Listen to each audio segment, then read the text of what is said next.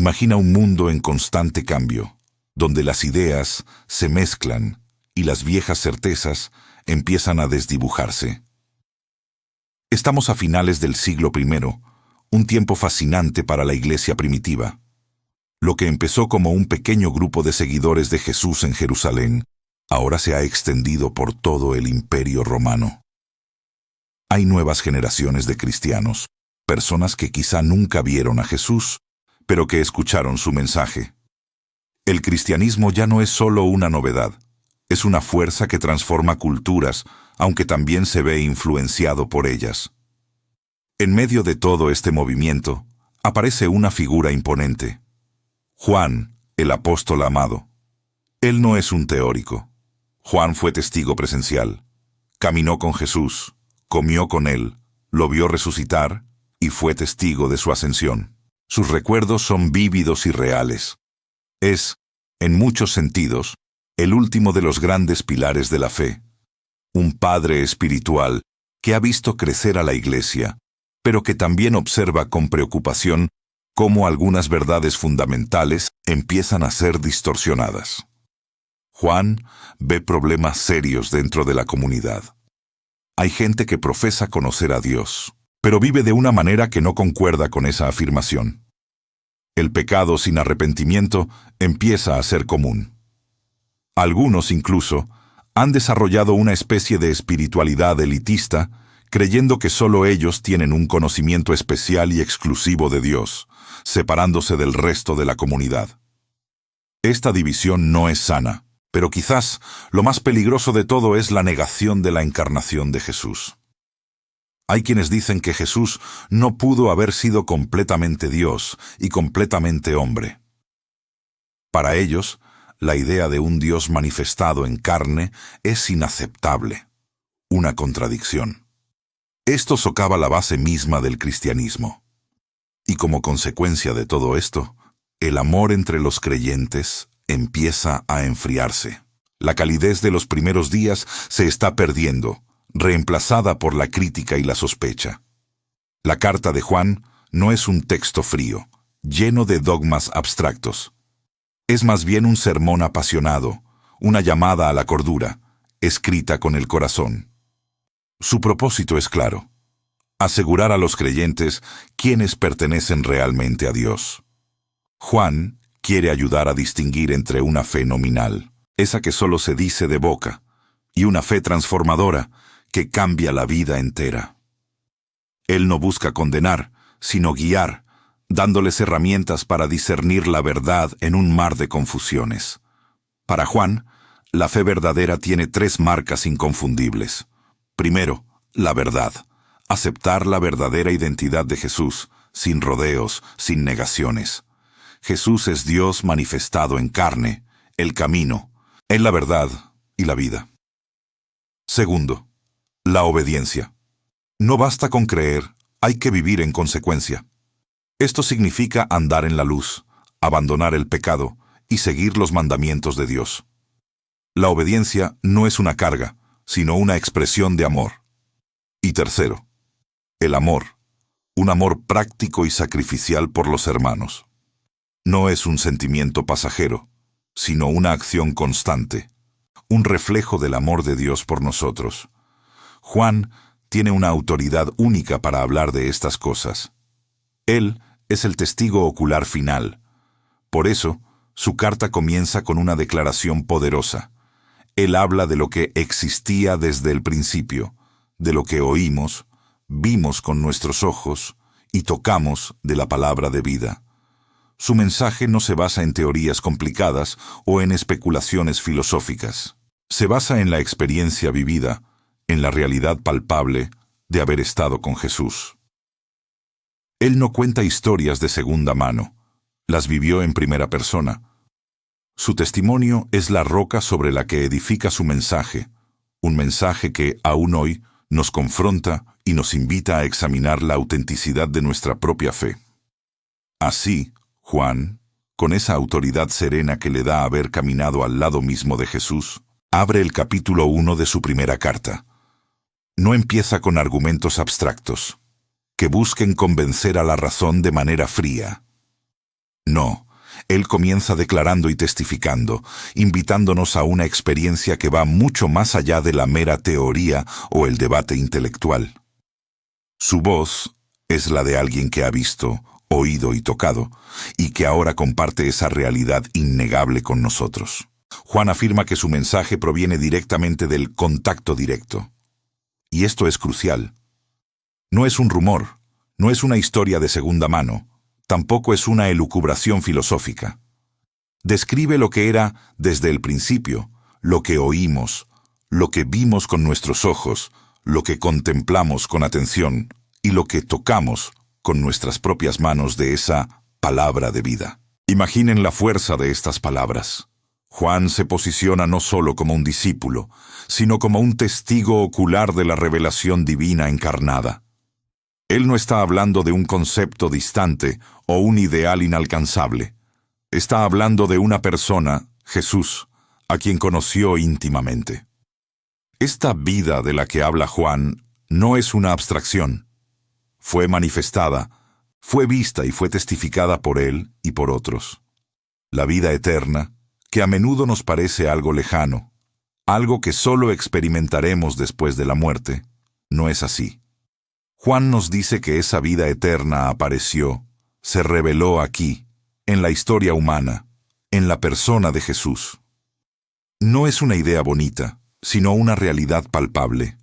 Esta vida no es un concepto que se estudia en los libros. Es una persona que se reveló plenamente, que anduvo entre la gente, que enseñó, que sanó, que murió y que resucitó. Juan lo vio todo, lo vivió todo. ¿Y cuál es el propósito de toda esta proclamación tan personal y tan fuerte? Juan lo deja claro.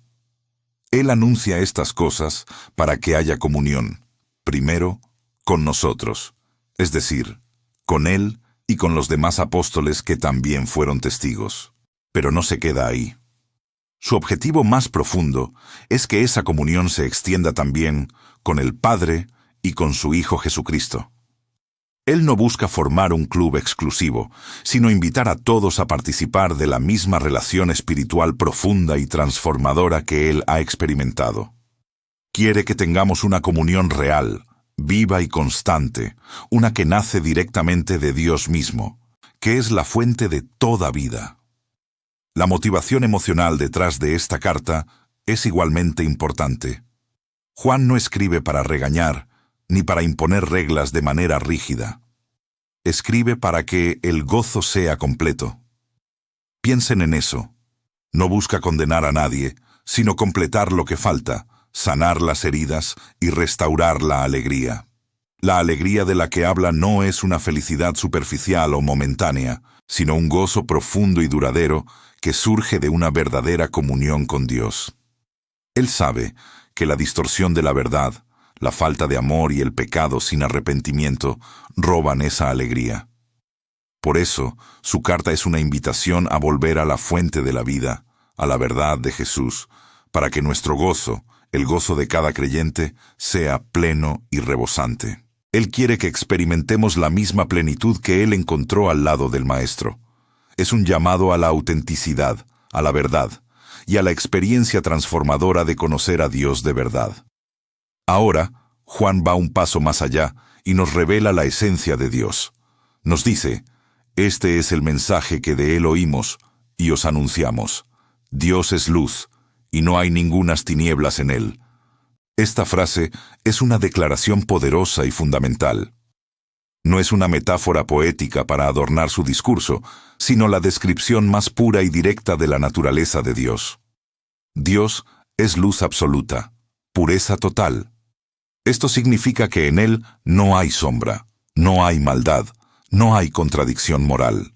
Él es la encarnación de todo lo que es verdadero, bueno y puro. Esta afirmación desmantela cualquier intento de reducir a Dios a la imperfección humana, a nuestras propias sombras o a nuestras inconsistencias.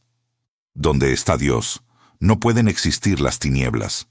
Es una verdad radical que nos obliga a reevaluar nuestra propia concepción de lo divino. Pero Juan no solo nos da una teología abstracta, inmediatamente nos confronta con la incoherencia espiritual. Si Dios es luz, ¿cómo vivimos nosotros? Juan lo expone sin rodeos. Si decimos que tenemos comunión con Él y andamos en tinieblas, mentimos y no practicamos la verdad. Aquí no hay espacio para la ambigüedad. Esta es una denuncia clara y contundente de la religión vacía, de la confesión de fe que está completamente desconectada de la vida diaria. Hay muchas personas que profesan conocer a Dios, que van a la iglesia, que hablan de espiritualidad, pero cuyas acciones, palabras y actitudes reflejan más las tinieblas que la luz. Juan nos dice que esa es una mentira. La comunión con Dios no es solo un discurso, no es una membresía a un club, sino una dirección clara, un estilo de vida que se alinea con la luz que Él es. Si nuestra vida está llena de oscuridad, de engaño, de maldad, entonces nuestra afirmación de tener comunión con la luz es falsa. La verdad no habita en la incoherencia. Sin embargo, Juan no nos deja en la oscuridad de la condena. Él nos muestra el camino, nos dice: pero si andamos en luz, como Él está en luz, tenemos comunión unos con otros, y la sangre de Jesucristo su Hijo nos limpia de todo pecado. Esta es la otra cara de la moneda, la esperanza. Andar en luz no significa ser perfecto de inmediato, sino vivir con sinceridad y transparencia ante Dios. Significa desear la luz, buscarla activamente y permitir que revele nuestras propias sombras. Este caminar en luz implica una honestidad radical con nosotros mismos y con Dios. Cuando vivimos así, en esa transparencia, suceden dos cosas maravillosas.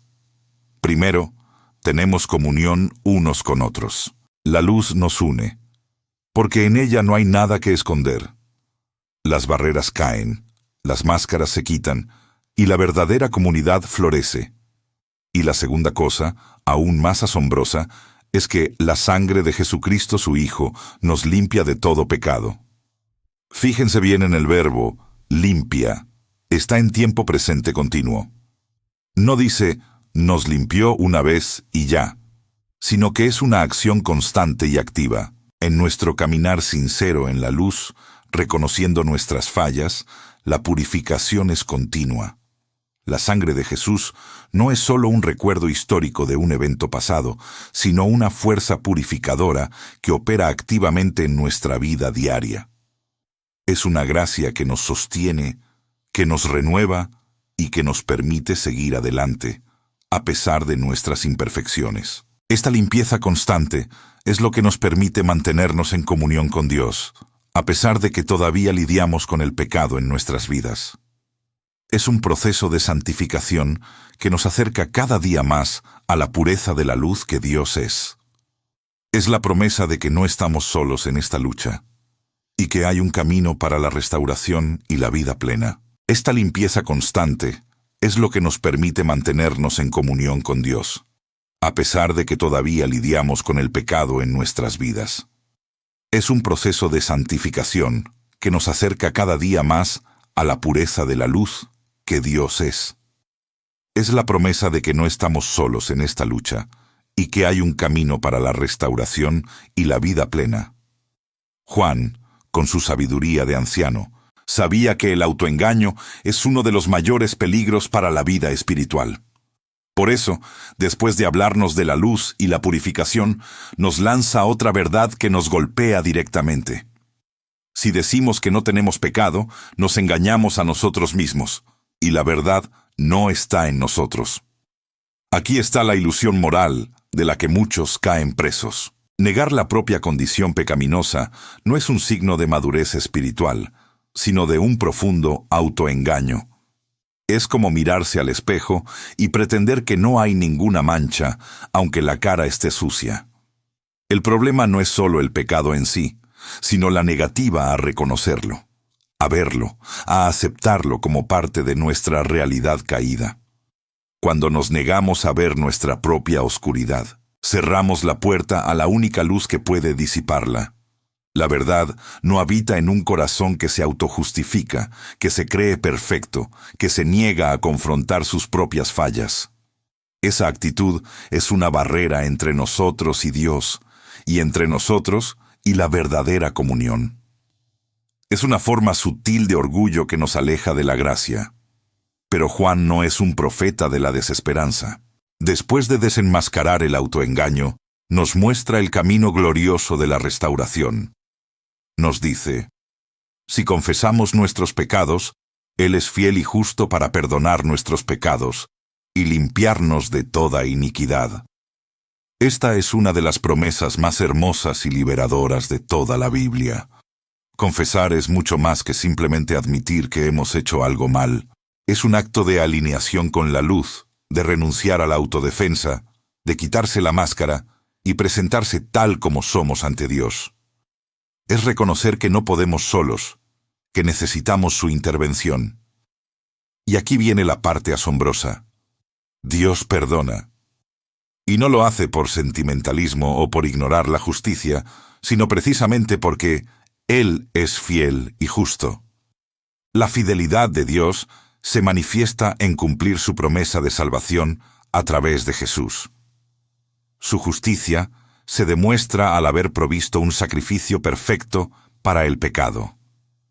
Él no puede ser injusto consigo mismo ni con su plan. Por eso, el perdón es una expresión profunda de la naturaleza divina, no una debilidad. Y no solo perdona, sino que nos limpia de toda iniquidad. Esto va más allá del simple perdón. Es una purificación completa, una eliminación de la mancha del pecado, una restauración de nuestra relación con Él. Es la promesa de un nuevo comienzo, de una pizarra limpia, sin importar cuán oscuro haya sido nuestro pasado. Finalmente, Juan vuelve a la carga contra el orgullo espiritual, porque sabía lo peligroso que era. Si decimos que no hemos pecado, le hacemos a Él mentiroso, y su palabra no está en nosotros. Esta es una declaración poderosa. Negar nuestro propio pecado no es solo engañarnos a nosotros mismos, es acusar a Dios de falsedad. Es decir, que su palabra, que una y otra vez nos confronta con nuestra condición caída y nos ofrece redención, es mentira. Es rechazar su revelación, su verdad fundamental sobre la humanidad y la necesidad de un Salvador. Cuando una persona se niega a ver su propia condición pecaminosa, la palabra de Dios no encuentra lugar en su corazón. No hay espacio para la gracia donde no hay reconocimiento de la necesidad. No hay sanación donde no se admite la enfermedad. Esta negación cierra el corazón a la verdad y a la vida que Dios ofrece. Es una barrera infranqueable que nos impide experimentar la plenitud de su amor y su perdón. Juan quiere que entendamos la seriedad de este autoengaño, porque nos roba la oportunidad de la verdadera comunión. El capítulo 1 de la primera carta de Juan termina no con un moralismo aplastante ni con una condena final, sino con una serie de fundamentos claros y poderosos. Juan ha establecido los pilares esenciales de la fe, el testimonio irrefutable de la encarnación de Jesús, la invitación a una comunión profunda y transformadora, tanto con Dios como entre los creyentes, la naturaleza inmutable de Dios como luz absoluta, la realidad ineludible del pecado en la vida humana, la promesa de purificación constante a través de la sangre de Jesús y la importancia vital de vivir en la verdad, reconociendo nuestra condición. Estos conceptos no son meros puntos teológicos. Son la base sólida sobre la cual se construirá todo el resto de su carta, preparando el terreno para las enseñanzas más profundas que vendrán. Él no busca abrumar, sino cimentar. Es crucial entender la importancia que Juan le da a su testimonio ocular. Una y otra vez, a lo largo de este primer capítulo, reitera su autoridad como testigo directo de Jesús. No habla de oídas, no especula sobre teorías abstractas, no presenta una filosofía religiosa. Él declara lo que oímos, lo que vimos con nuestros propios ojos, lo que contemplamos y lo que tocamos de la palabra de vida. Esta insistencia no es vanidad, sino una afirmación fundamental. La fe cristiana no se basa en mitos, leyendas o elucubraciones humanas, sino en hechos históricos presenciados. En un mundo donde proliferaban las ideas gnósticas y otras enseñanzas que diluían la realidad de Cristo, el apóstol Juan se erige como el último guardián de la verdad encarnada. Él es el puente viviente entre la generación que conoció a Jesús físicamente y las generaciones futuras. Su testimonio es el contraste rotundo entre la especulación religiosa y la realidad vivida, experimentada, palpable. Es la garantía de que lo que se cree es real, porque fue visto y tocado. Profundizando en la metáfora de la luz, que Juan utiliza de manera tan central, Dios es luz, no es solo una bonita frase poética. Implica una verdad existencial y moral profunda. Si Dios es luz, toda su naturaleza, su carácter, sus acciones, son transparentes, puros, sin sombra de maldad. No hay doblez en él, no hay oscuridad. Esto exige, por extensión, una transparencia y honestidad radical en la vida del creyente. Si decimos que tenemos comunión con Él, con la luz, no podemos seguir andando en las tinieblas del pecado, la hipocresía o el autoengaño. La luz y las tinieblas son incompatibles. No pueden coexistir en el mismo espacio ni en la misma vida. La implicación es clara.